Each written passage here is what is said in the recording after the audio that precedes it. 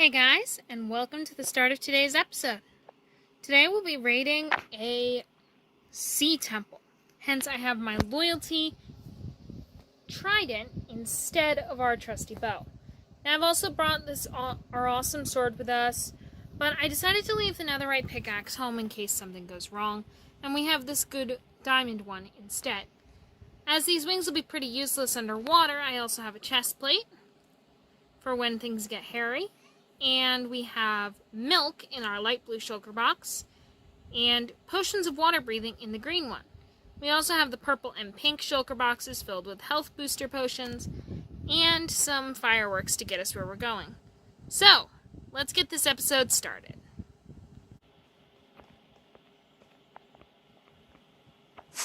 So I already recorded, well, not recorded, but discovered this sea temple off camera. I believe it's in this direction, but I didn't take a screenshot of the coordinates. Which, not a great move on my part. There it is! There's the sea temple. And the angry guardians. So what I'm going to do is I brought some blocks, and I'm actually going to do this over here on this already partially built island area. So I'm going to build out a little sea hut. Try not to place any blocks wrong because we do have mining fatigue, which is the whole reason we brought the milk. But we also need the water breathing. Hence, I brought a lot of milk and a lot of water breathing. See you guys in a minute. Alright, so now that we've got this little outpost area, it's time for us to get started raiding this sea temple. First things first, we're going to trade our wings for extra protection and tuck them away safely in this bin of water breathing. And then I'm going to take some of our milk so we can mine stuff again and pick these up. Pick these up. And of course it's just looking to ruin my day.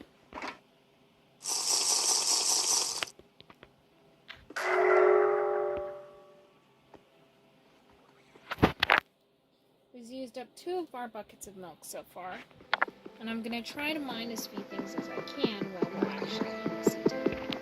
It's not actually meant to be a dig-through puzzle, but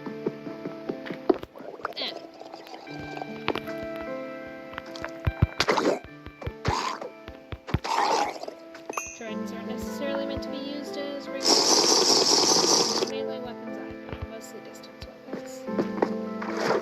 Let's get some milk.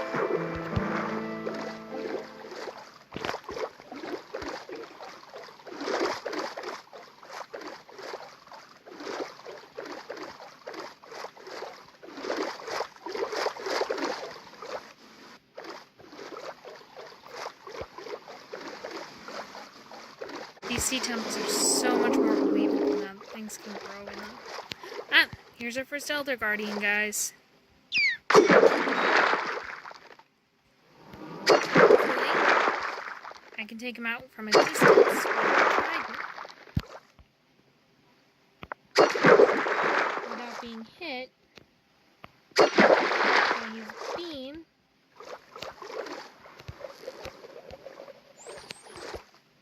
Which is, of course, the goal.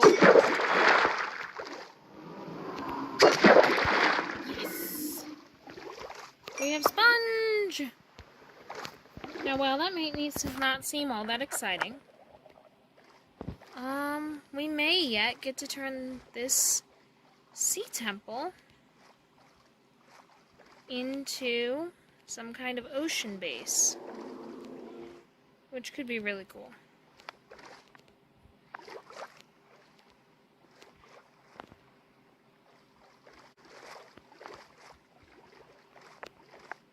There's our next guardian.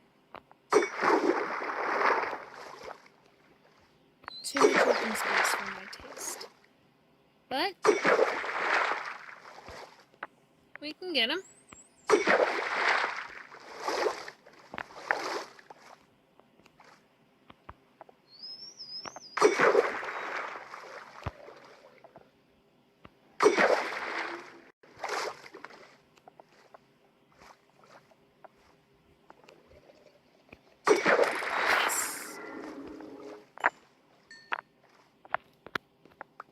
Now, as far as I know, there are 2 to 3 Elder Guardians per temple.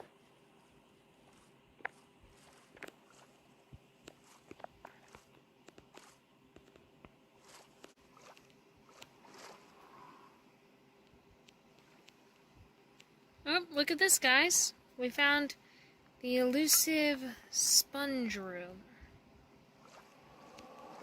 Great. We can use as much of this sponge as we want.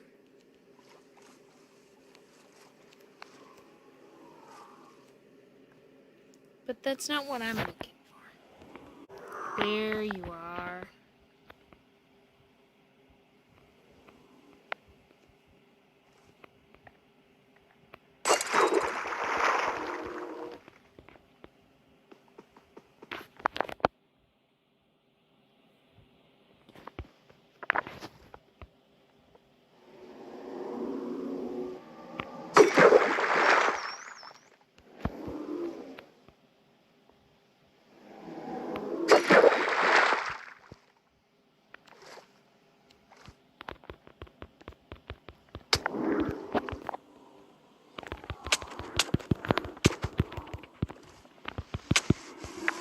We win! Okay. That was our last guardian of the temple. So now, we should be able to, without much of a problem, take a bucket of milk and a water-breathing potion, and just do this, and then this, and we should be good. Now we can take as much prismarine as we want, as well as those sponges. I'll come back to you guys when we're done. I'm going to try and leave the majority of the outside of the temple untouched, if not completely untouched, so that if we get the mind to it, I can actually come back here and try and turn this into an underwater base. Now, some of you might be asking, and I'm choosing to answer, ooh, it gets dark, well, why the prismarine?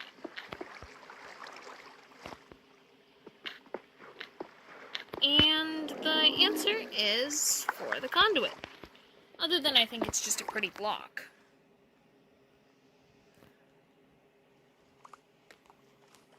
Guys, that was our adventure into the sea temple today. I'm going to keep collecting prismarine. And when we cut back, we will be building our conduit. See you in a moment.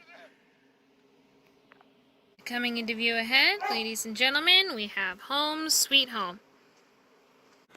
Long story short, I checked same day and realized that the last bit of my video was missing its audio. This is our conduit.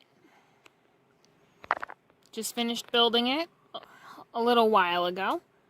And that red line in the middle means that it is completely powered. If I were to remove one of these, see, it loses the red line. It needs all 3 rings to be completely powered. This conduit power refreshes itself and gives us increased mining speed, water breathing, and increased swimming speed underwater. I think it also gives us some other perks. One of my favorite perks of this thing is that it kills the mobs for us. Hence I put it right here at the water entrance of our village. That way we don't have any more drowned problems. Our last perk of this thing is it gives us also night vision, I guess. A little bit. And its effects work so far out as our bridge across to the mountainside. So, you can see our conduit over there, and when we're underwater, its effects go all the way out to here. If I were to go into water here, give it a second, conduit power comes up.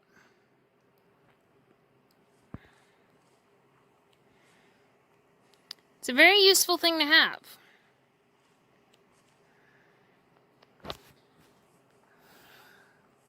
that brings us to the end of another episode. Just to repeat myself from last time, our episodes are now spaced 2 weeks apart instead of 1. I hope to see you all next time. Bye-bye.